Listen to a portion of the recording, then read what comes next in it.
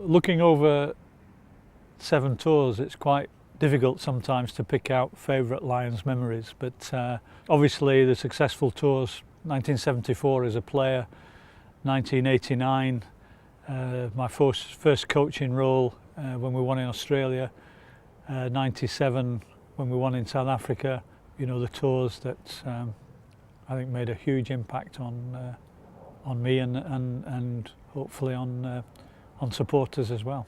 The great memory of 1974 was winning the 3rd test in Port Elizabeth. The South Africans had never been beaten in their own country, ever.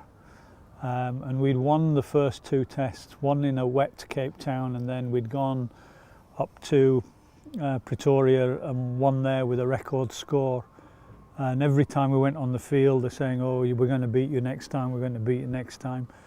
But Port Elizabeth, the 3rd one, we knew it was going to be like World War III, because this was them either saving a test series or losing it. Interestingly enough, we always sang on the way to the game. And at this test match, the bus pulled up into the car park and the front door opened and we hadn't finished singing. And not one player moved, so there's everybody else all waiting, all expecting to see the Lions come off the bus. And nobody moves until we've finished the song that we're singing, and then everybody gets up and leaves. And it's little things like that that you forget. You know, even now in the professional era, that singing between the hotel and the game was just so important, and it was always the same song as Flower of Scotland. And Billy Steele introduced it. So before anybody else knew about it, the Lions were already singing it. That was us as a group, just I think really starting to come together.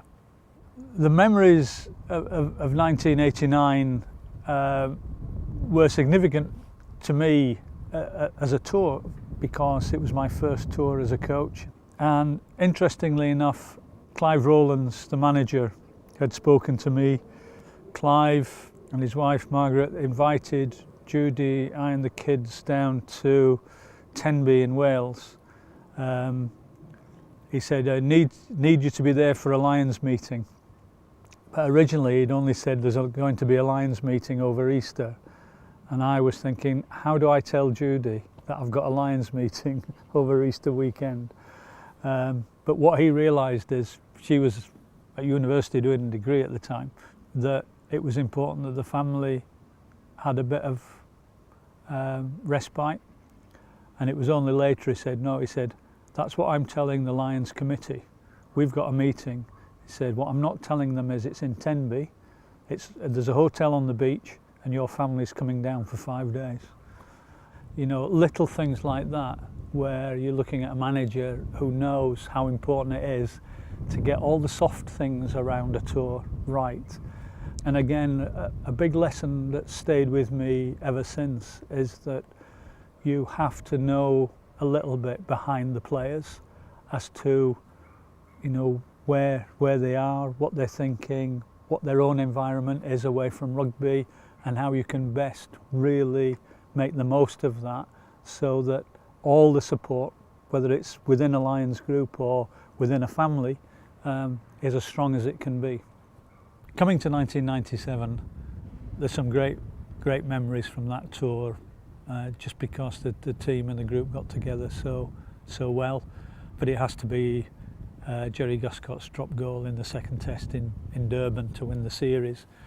It was one of those things where everything just looked right and almost slow motion, that he took it and he knew exactly what he was doing, and it was, if you look at a drop goal execution, it was as perfect an execution as you probably could see. The other significant incident I think I always remember from 97 was when we'd won the 1st test against all the odds in Cape Town. Really, nobody expected us to win, but again we'd played really well. The forwards in particular had come strong, and Matt Dawson had scored a very special try in the corner.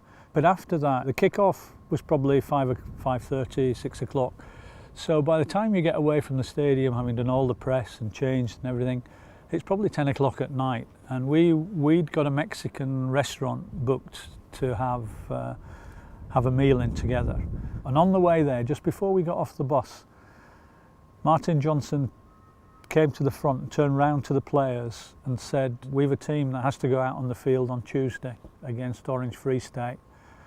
They're training at 9 tomorrow. All the test players, I want to see you there, ready to hold the bags." And when you hear that, you know this tour's a bit different, you know, and there's a captain who understands exactly all the little things that make sure that the tour will work and be right. No egos, nobody's too big for anything. And 9 o'clock the next morning, everyone was there, and the test players held the bags, and we had a great training session. None of this is caught on film because the film crew who were following us were still in bed.